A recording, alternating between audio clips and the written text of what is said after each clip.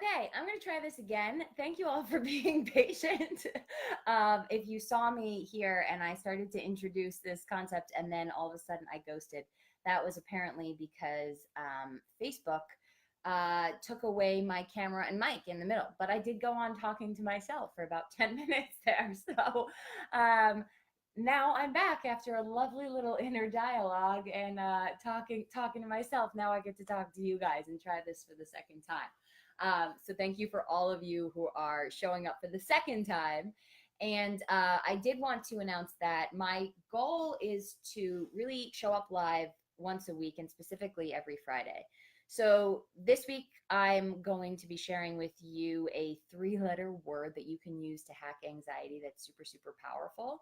And next week, I already have a plan around what I want to talk about and how I want to help. And that's very much based on the people who write to me every week and ask me questions about managing their mental health and the mind body connection and natural methods for working with your emotional energy and to build an amazing life. And so if that's you, then please send me your questions. I will address them eventually on these lives. And I'll even let you know ahead of time when I'm going to be talking about your questions or your issues or whatever things that you bring up so that you can be here and we can actually talk about them live together. So send me your questions. You can comment in the chat box here, or you can send me a direct message. Either one is great. So let's talk about the 3-letter word that you can use to hack your anxiety. Now, does anybody here have any guesses? Let's see if you guys have any guesses. My husband was like, "Is it poo?" I'm like, "No, it is not." And so, but I do imagine actually, if you said poo, poo, poo, poo, poo, poo, poo, that would make you feel less anxious. That being said, that is not the clinical suggestion that I have for you today. The clinical suggestion that I have for you today, the one word that you can say to really decrease your anxiety in the moment that you're feeling anxious is da da da da, drum roll. Yes, YES. Now, I know that's probably counterintuitive to most of you because you spent time in therapy offices learning how to control your anxiety, right? Or how to turn off your anxiety, right? That's what medication is often geared to do. And so when we're trained around trying to constantly be positive and trying to constantly focus on like, all good, all good, it's all good, it's all good, I'm positive, I'm positive, don't let me think about the fears, don't let me think about the negativity, don't let me, that's the culture that we live in. And so that we try to say no to our anxiety, basically. We try, whenever we're feeling anxious, we try to say no. Now, I'll tell you why that doesn't work, and why saying yes does. When you say no, there's a rule, an energetic rule, which is this: whatever you resist persists. Here's what I mean by that. When you resist, when you push something away, you are communicating to your body and to your mind that you can't handle that, right? That you're not strong enough to be able to handle that.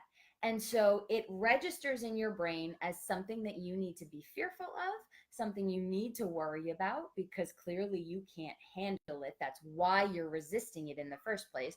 You can't handle it, and therefore resist, resist, resist. But that gets lodged in your brain as something you should be fearful of. And guess what? If something is lodged in your brain as something that you need to fear, that will be a cause of more anxiety in the future. Got it so far? That's why saying no to an experience or to the feeling of anxiety or to something or someone who triggers your anxiety can actually exacerbate your anxiety. Similarly, trying to numb yourself consistently through drugs or drinking or just staying so busy that you never have time to even, process the anxiety is a form of resisting it. It's a form of saying no to it, and it just compounds it even more inside of you. So the opposite of that is to say yes. Now think about the energy behind the word yes. So when you say yes to something like, yes, I want that, or yes, I'd like to go there, or yes, I'd like to do that, just say that word out right now. Say the word yes. It's a very opening energy, it's an expansive energy, right? Because what that communicates to us is, I like this. I got this. I can handle this. Okay, bring it on, right? That's what the word yes communicates.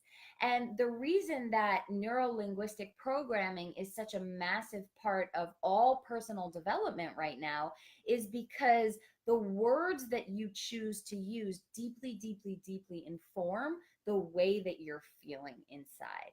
And so when you can choose to use the word yes in a situation where you're feeling anxious or overwhelmed, you will actually be communicating to yourself that you're calm and relaxed in that situation, that you either like or can totally handle or don't mind whatever situation is coming up, and therefore your body is going to be relaxed in that situation.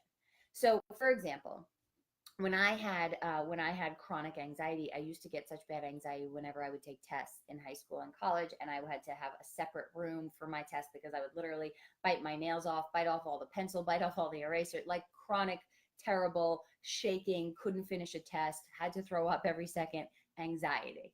Okay, and it was terrible. And so when what I was trained to do was to try to resist that, to try to say, hey, I'm going to do great on this test. I'm going to, or hey, anxiety, go away. You're not going to help me in this situation. Or, oh, I wish I didn't have to take this test right now, right?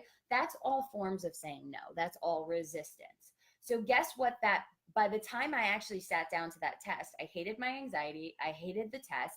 I hated the way that I was used to responding in there. So it was all of this even more negative energy, even more anxious energy, even more contracted energy around that test. But when I learned to start saying yes, yes to the test, yes to the anxiety I'm feeling about the tests, yes to the contraction in my body, yes, yes, yes to all of it, what happened was that I started to soften. I started to relax and almost be able to laugh about what was going on. And so you can do the same thing too. You can use the word yes to hack the way you feel about a situation. So let's do this together so you can start to believe me. Okay. So I want you to just close your eyes and I want you to imagine a situation that has traditionally brought up anxiety or something upcoming for you that you're a little bit worried will cause anxiety, or that you often get anxiety. And so maybe it's Mother's Day and seeing your mother makes you anxious, or maybe it's you have another kind of a social gathering this week and that's going to make you anxious, or just maybe it's being alone on a Friday night and that's what makes you anxious. Whatever it is, I want you to close your eyes and just see this full situation in front of you. So see the situation or the person or the thing that traditionally makes you feel anxious, and experience that anxiety in your body. Imagine this situation or this person or this thing is approaching you, and just notice in your body what's happening. What are you feeling in your chest, in your belly, in your shoulders, in your neck? What's going on? And then as you notice that, I want you to start saying no to that situation or that person or that feeling or that thought. No to the anxiety. No to the feelings of contraction. No to the situation. No to the person. No, no, no. Resist it. Push back. Okay? Keep literally in your mind addressing a stream of the word no at your experience, at that thing that makes you anxious. And now I want you to notice, how does that make you feel? What is going on in your body as you say no? More contracted, right? Like it's like you're like, no, like I got my fists up, like no, no, no, no, no. Like it's a contracted, anxious physiology with the word no. Okay? So now, hopefully you could feel that how anxiety actually increased when you resisted it. And so now take one deep, nice, clearing breath in. Exhale, release it. And now go back to that same place, that same person that typically brings up some anxiety for you. So whatever, that person is, see their face or the words that you fear someone say, or the feelings of loneliness that might trigger that anxiety. Go back to it. Go into that situation. See all the things that you would see, feel all the things that you would feel, allow the anxiety to arise again. And now start saying yes. Yes to my anxiety. Just literally address like a stream energetically of the word yes. Yes to the anxiety. Yes to the fear. Yes to this person who triggers the hell out of me. Yes to this situation that triggers the hell out of me. Yes to all of it. Keep saying yes, yes, yes.